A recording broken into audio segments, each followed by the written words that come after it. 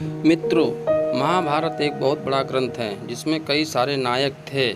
उसी में एक नायक बहुत ही धर्मात्मा, प्रतापी और पराक्रमी था, जिसे हमारे यहाँ गंगा पुत्र भीष्म देवव्रत या भीष्म पितामह के नाम से जाना जाता है। भीष्म का जन्म महाभारत काल में क्यों हुआ, इसे जानने के लिए इस वीडियो को अंत तक जरूर देखें और जानें भीष्म जी के जन्म का रहस्य और पांडु पुत्रों के खिलाफ युद्ध में लड़ने का सच। एक बार की बात है, पृथु आदि वसु देवता अपनी पत्नियों के साथ मेरु पर्वत पर भ्रमण के लिए गए थे।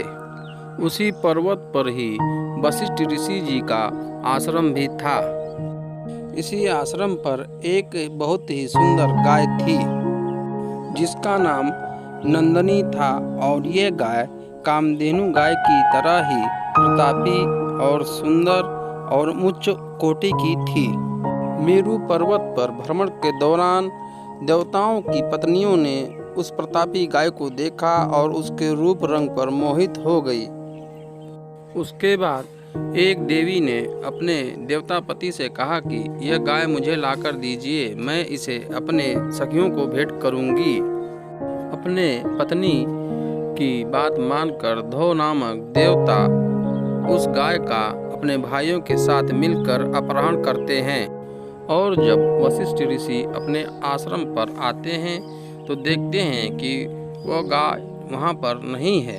तो वह गाय के बारे में जानने के लिए ध्यान लगाते हैं और अपनी दिव्य दृष्टि से देखते हैं कि मेरु पर्वत पर आए हुए देवता और उनके भाइयों द्वारा उस गाय का अपहरण हुआ है, जो इन देवताओं के द्वारा बंधक बनी हुई है।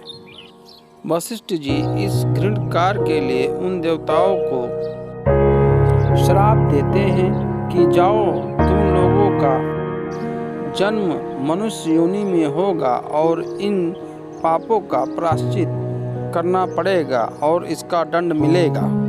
इस प्रकार जब देवताओं को ऋषि द्वारा दिए हुए श्राप का ज्ञान होता है तो वो सभी उनके पास दौड़कर क्षमा याचना करने आते हैं और उनसे प्रार्थना करते हैं। तब वशिष्ठ जी उनकी क्षमा याचना को मानकर उन्हें मुक्ति का मार्ग बताते हुए कहते हैं कि धो को छोड़कर सभी लोगों को जल्दी मुक्ति मिल जाएगी, परंतु धो को जीवन काल तक पृथ्वी पर रहकर अपने द्वारा किए गए इस अपराध का दंड भोगना पड़ेगा। मित्रों, इस प्रकार से महाभारत में भीष्म पितामह की जन्म की कहानी शुरू होती है। महाभारत के अनुसार भीष्म जी का जन्म शांतनु और गंगा जी के पुत्र के रूप में हस्तिनापुर में हुआ, और आगे चल करके हस्तिनापुर के युवराज का पद राजा शांतनु द्वारा गंगा पुत्र भीष्म को दिया गया, परंतु वह हस्तिनापुर के राजा न बन सके।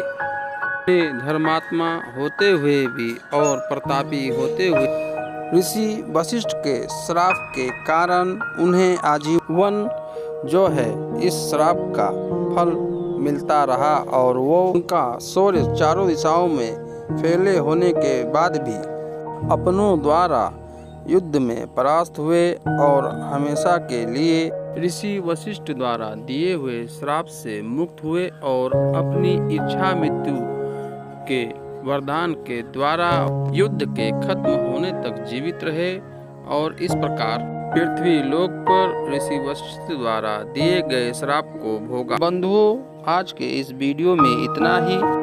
आपसे रिक्वेस्ट है कि आप इस वीडियो को लाइक, शेयर, कमेंट जरूर करें, और हमारा चैनल जिसका नाम अपना इतिहास है उसे सब्सक्राइब करना ना भूलें। आप सभी मित्रों को धन्यवाद।